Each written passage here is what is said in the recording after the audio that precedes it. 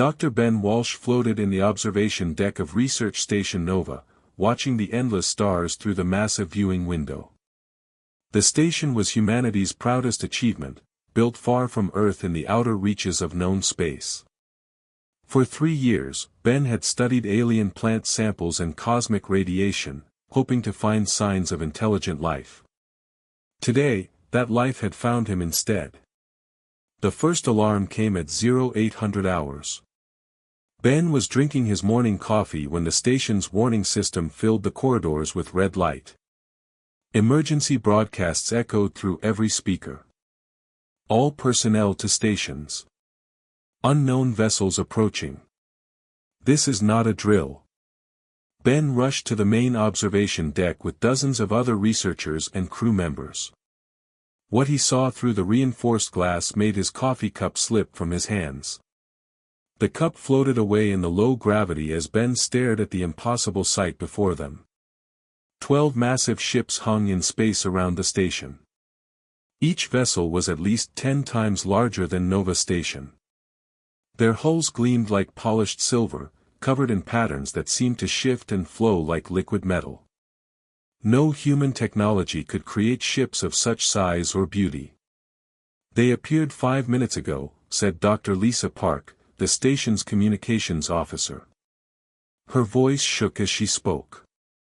"No warning, no sensor readings. They just materialized around us."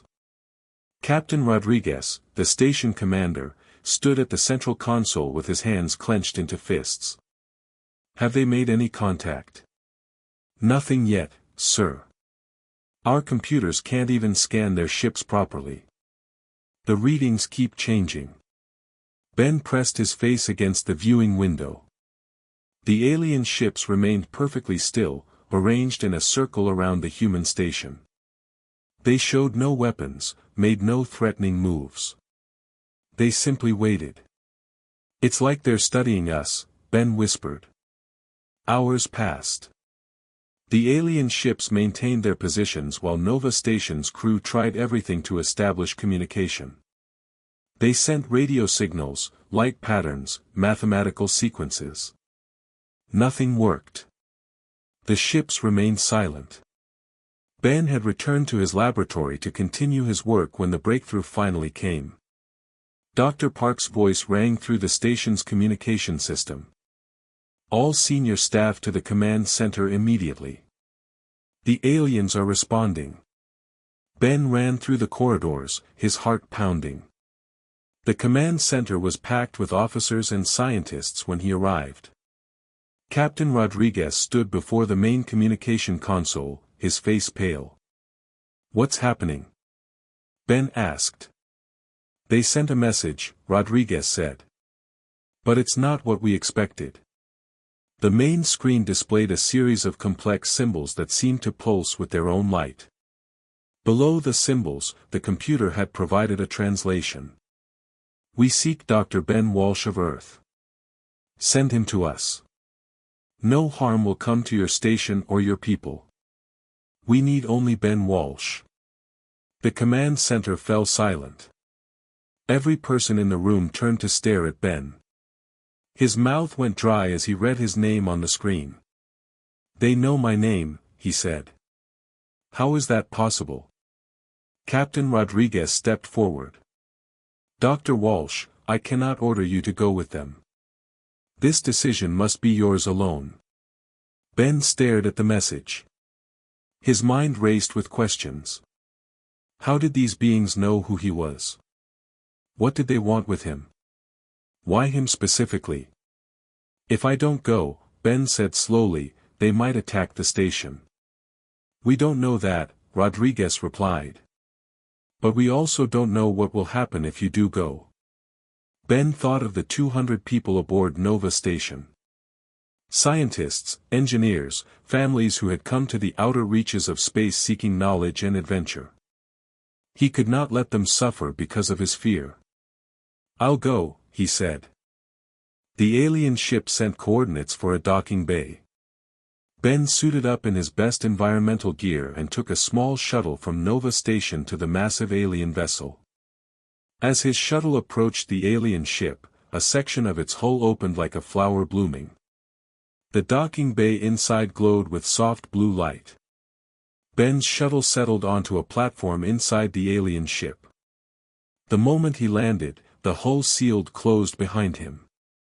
Atmosphere readings showed the air was safe for humans to breathe. Ben removed his helmet and stepped out of his shuttle. The docking bay was unlike anything human engineers had ever designed.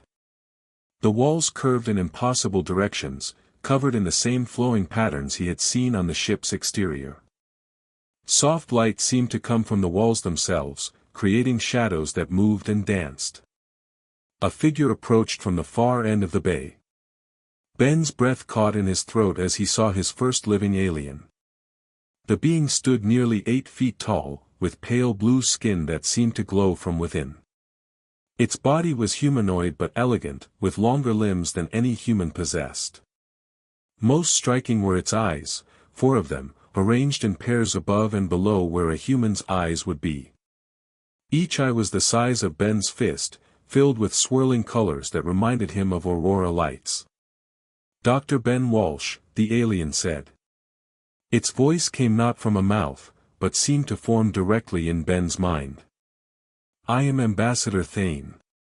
My queen wishes to speak with you." Ben found his voice after a moment of shock. "You know my language. We have studied your species for some time," Thane replied. "Please follow me." They walked through corridors that seemed to reshape themselves as they moved. The alien ship was not just a vessel, Ben realized, but something alive. The walls pulsed like a heartbeat, and the floor felt warm beneath his feet. "Where are you taking me?" Ben asked. "To the heart chamber. Queen Velterra awaits you there." They passed through dozens of chambers, each one more magnificent than the last. Some rooms contained gardens of crystal plants that sang when the wind touched them. Others held pools of liquid light that flowed upward instead of down. Ben saw other aliens moving through the ship, all with the same pale blue skin and 4 swirling eyes. Finally, they reached a massive chamber at the ship's center. The room was shaped like the inside of a sphere, with no clear floor or ceiling. Platforms floated in the air at different levels, connected by bridges of solid light. At the chamber's center sat a throne made from what looked like living crystal. On the throne was the most beautiful and terrifying being Ben had ever seen. Queen Velterra was twice as tall as Ambassador Thane, with skin that shimmered between blue and silver. Her 4 eyes were each as large as Ben's head, filled with swirling galaxies of color. When she looked at him, Ben felt as though she could see into his very soul. "Dr. Ben Walsh," the queen said. Her mental voice was like music made from starlight. "I have traveled far to find you." Ben managed a clumsy bow. "Your Majesty, I'm honored to meet you. But I don't understand why you've sought me out specifically." Queen Velterra rose from her throne and approached Ben. With each step, her form seemed to flicker slightly, as though she existed in multiple places at once. "You wrote papers about emotional connections between different species," she said. "Your research suggested that beings from different worlds could form empathic bonds despite having completely different forms of consciousness." "Yes," Ben said, surprised. "But those were just theories. Human scientists mostly ignored my work." "We did not ignore it," the queen replied. "Your ideas gave us hope when we had none." She gestured for Ben to follow her to another platform. As they walked, Queen Velterra began to explain. "My people, the Zephyrians, exist partially in your dimension and partially in others. We phase between realities as naturally as you breathe. This ability has made us powerful, but it has also cursed us." They reached a smaller chamber connected to the throne room.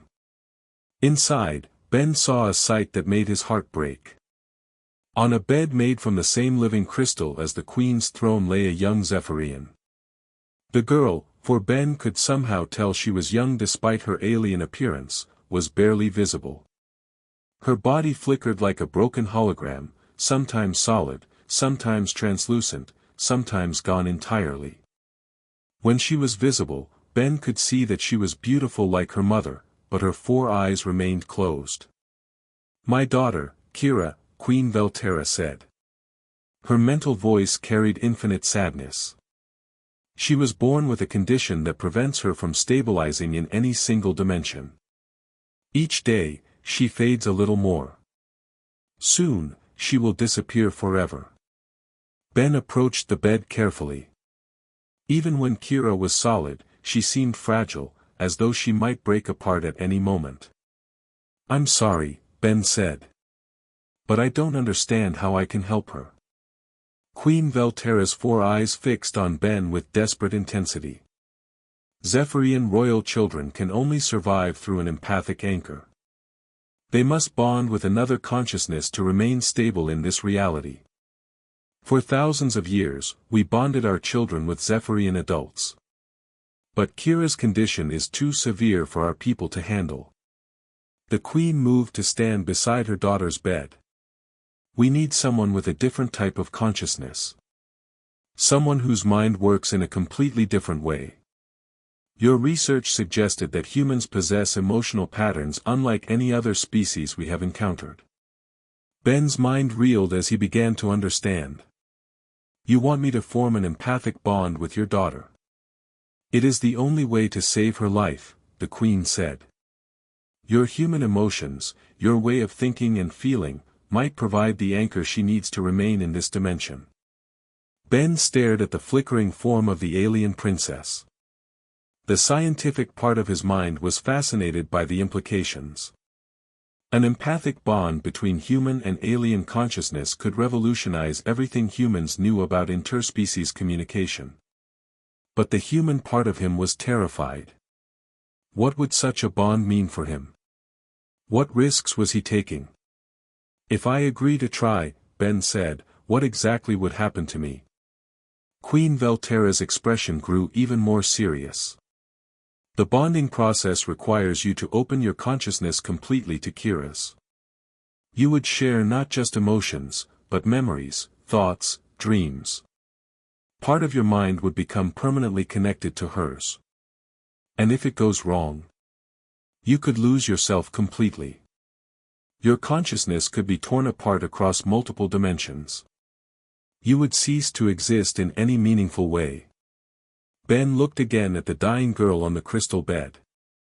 Her form flickered more weakly than before. How long did she have left? Hours? Days? "Why me specifically?" Ben asked. "Surely other humans could attempt this. Your research showed a deeper understanding of cross-species empathy than anyone else in your species has achieved," the queen explained. "But more than that, your emotional patterns are unusually stable and complex. Our scientists studied recordings of your work and determined that you have the best chance of success." Ben realized that he had been chosen not just because of his research, but because of who he was as a person. His emotional stability, his empathy, his willingness to understand others, these human traits might be the key to saving an alien princess's life. "If I succeed," Ben said, "what happens then?" "Kira lives," Queen Velterra replied simply. "And the bond between our species becomes something unprecedented. You would be the first human to truly connect with Zephyrian consciousness." Ben made his decision. He thought of Nova Station and its crew, still waiting to see if he would return safely. He thought of humanity's future among the stars, and the incredible opportunity this moment represented. Most of all, he thought of the dying girl before him, and the mother who had traveled across the galaxy seeking help for her child. "I'll do it," Ben said. Queen Velterra's 4 eyes brightened with hope and gratitude. "The process must begin immediately. Kira grows weaker with each hour. What do I need to do?" "Simply place your hand on hers and open your mind completely. Allow yourself to feel everything without resistance. The bond will form naturally if you do not fight it." Ben approached Kira's bed. The young alien's hand was pale and translucent, flickering in and out of existence. When it was solid, Ben could see that her skin was soft and warm, just like a human child's might be. He placed his hand over hers and closed his eyes. "I'm ready." The last thing Ben saw before the bonding began was Queen Velterra watching him with her 4 galaxy-filled eyes, hope and fear warring across her alien features. Then consciousness exploded outward, and Ben's journey into the impossible truly began. The moment Ben's hand touched Kira's flickering form, reality shattered around him. His consciousness exploded outward like a star-going supernova, stretching across dimensions he never knew existed. For a terrifying instant, he felt himself dissolving into infinite fragments scattered across the universe. Then the pain began. Ben's mind reeled as alien thoughts crashed into his human consciousness. Kira's memories flooded through him, not in words or images, but as pure emotion and sensation. He experienced her first breath, taken in air that tasted like lightning and starfire. He felt her confusion as a child when her body first began to flicker between dimensions. He shared her terror as she realized she was slowly disappearing from existence. "Focus, Dr. Walsh," Queen Velterra's voice cut through the chaos in his mind. "You must remain anchored to yourself while accepting her presence." Ben gritted his teeth and tried to separate his own thoughts from Kira's. The task seemed impossible. Every time he grasped onto a memory that belonged to him, another wave of alien experience washed it away. He felt himself beginning to panic as his sense of self started to slip. "I can't do this," he gasped, his physical voice sounding distant and strange. "She's too different. I don't understand how her mind works." "You can," the Queen insisted. "Your species has adapted to survive in countless environments. Adapt now." Ben forced himself to stop fighting the alien thoughts and instead tried to understand them. Kira's consciousness operated on multiple levels simultaneously. While Ben thought in linear sequences, her mind processed information in complex three-dimensional patterns that shifted constantly between realities. The first hour was the worst. Ben felt his sanity slipping as he tried to match Kira's multidimensional thought patterns. Several times, he lost himself completely, his consciousness scattered across so many realities that he forgot who he was. Only Queen Velterra's voice calling his name brought him back each time. "The connection is forming, but it's unstable," Ambassador Thane reported from somewhere far away. "The human's mind is adapting, but slowly."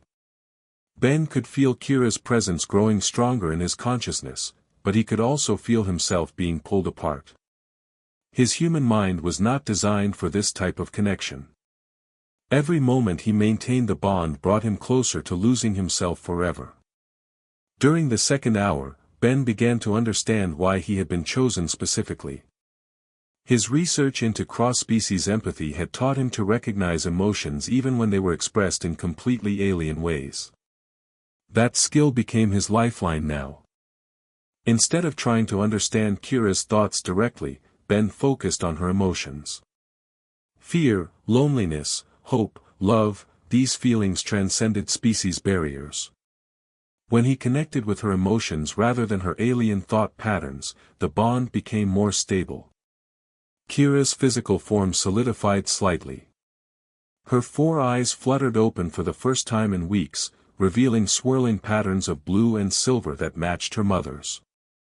She looked directly at Ben, and for a moment, he saw recognition in her alien gaze. "Good," Queen Velterra whispered. "She sees you. Continue." But the effort required to maintain the emotional connection was enormous. Ben felt like he was holding back an ocean with his bare hands. Sweat poured down his face as he fought to keep both his consciousness and Kira's from dissolving into chaos.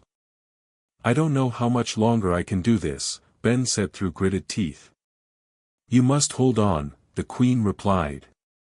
"She's stabilizing, but the bond is not yet complete."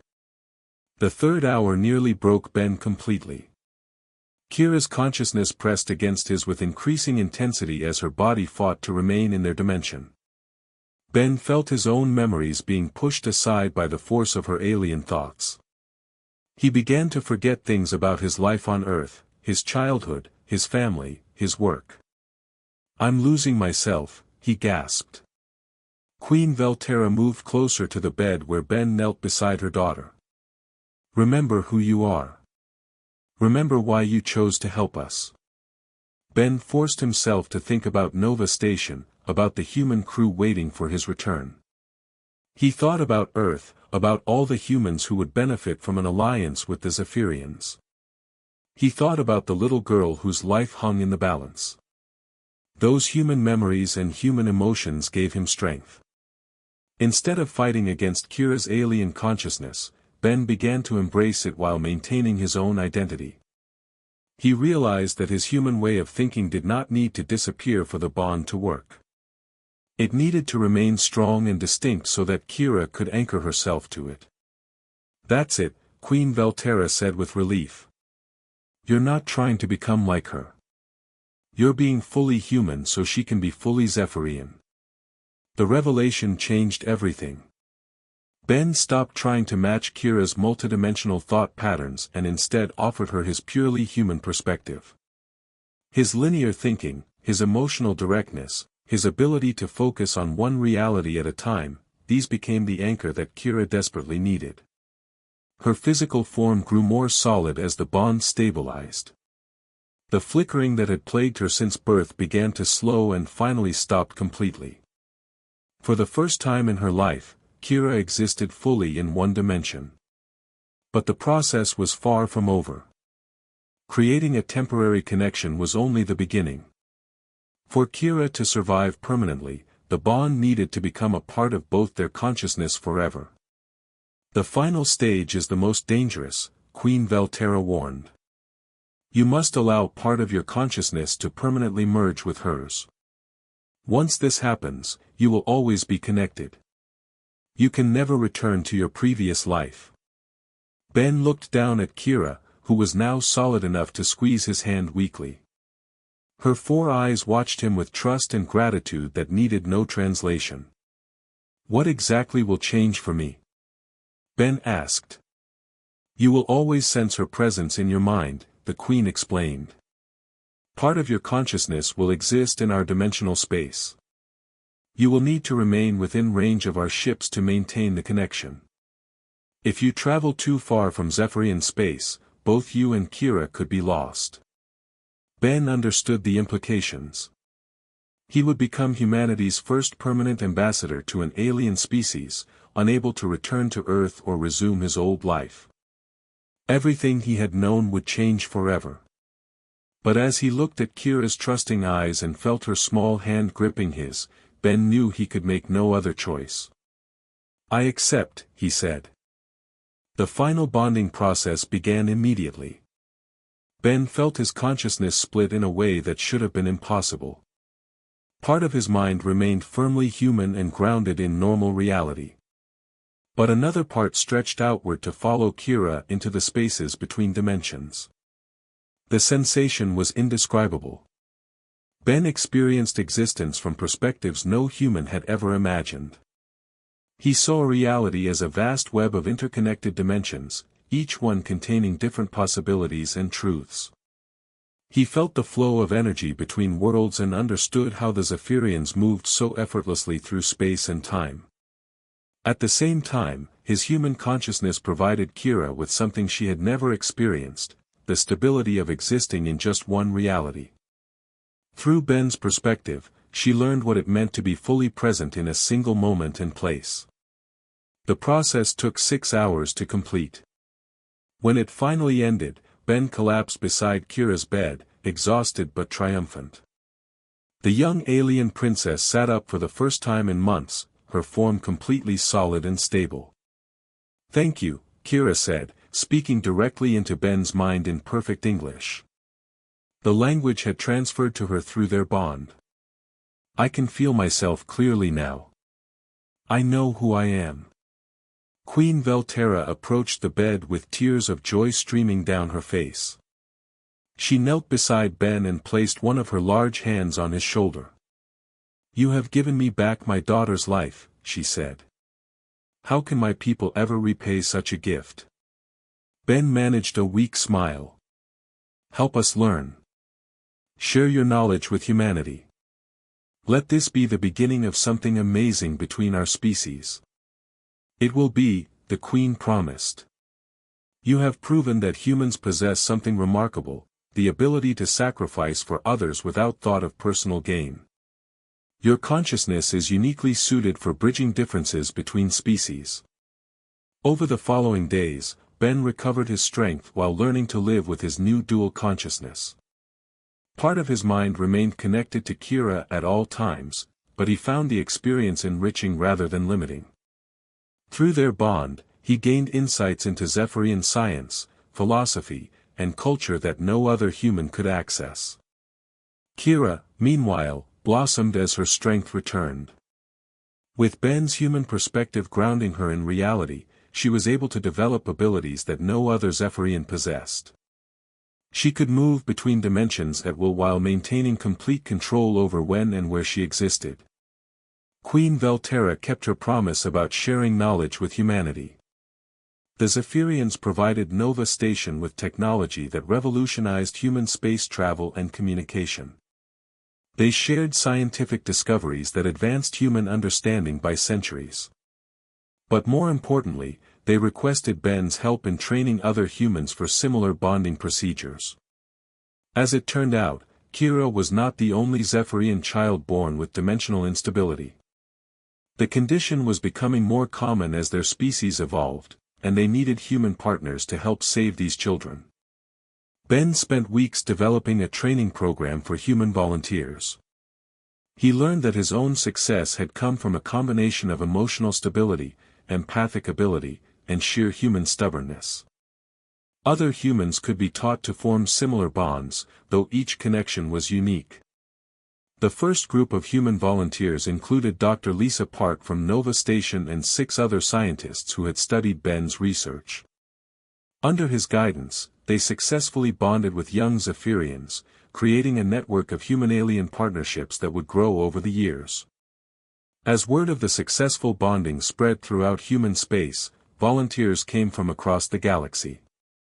Earth's government initially tried to control the process, demanding that all alien contact go through official channels. But the Zephyrians refused to work with anyone except the humans they had chosen personally. "Your species' greatest strength is not your technology or your military might," Queen Velterra explained during a communication with Earth's leaders. "It is your capacity for emotional connection and personal sacrifice. These qualities cannot be commanded or controlled by governments." The bonding program became humanity's first truly independent interstellar initiative. Volunteers chose to join of their own free will, knowing they would never return to their old lives. In exchange, they became bridges between humanity and one of the most advanced species in the galaxy. Within 6 months, 12 human Zephyrian pairs had formed successful bonds. Each human gained access to Zephyrian knowledge while providing their alien partner with dimensional stability. The partnerships created a new form of consciousness that was neither fully human nor fully Zephyrian, but something entirely unprecedented. Ben became the leader of this new community. He established the first permanent human settlement aboard a Zephyrian mothership, creating a space where both species could live and work together. The settlement became a center for scientific research and cultural exchange. The success of the human-Zephyrian bonds attracted attention from other alien species throughout the galaxy. Races that had never been able to communicate effectively began seeking human mediators. Humanity's unique emotional patterns and adaptability made them natural diplomats and peacekeepers. "We always wondered what made your species special," Ambassador Thane told Ben during one of their regular meetings. "Now we understand. Humans can connect with anyone or anything, regardless of how different they might be." Ben's own bond with Kira continued to grow stronger over time. She developed into a brilliant scientist and diplomat, using her unique perspective to solve problems that had puzzled Zephyrian scholars for generations. Together, they worked on projects that combined human creativity with Zephyrian technology. 1 year after the first bonding, Ben received a communication from Captain Rodriguez aboard Nova Station. The research station had become a hub for human-alien cooperation, hosting delegations from dozens of species. "You've changed everything," Rodriguez told him during their video call. "Humanity's reputation throughout the galaxy has transformed completely. We're no longer seen as a primitive species struggling to leave their home world. We're viewed as natural ambassadors and peacekeepers."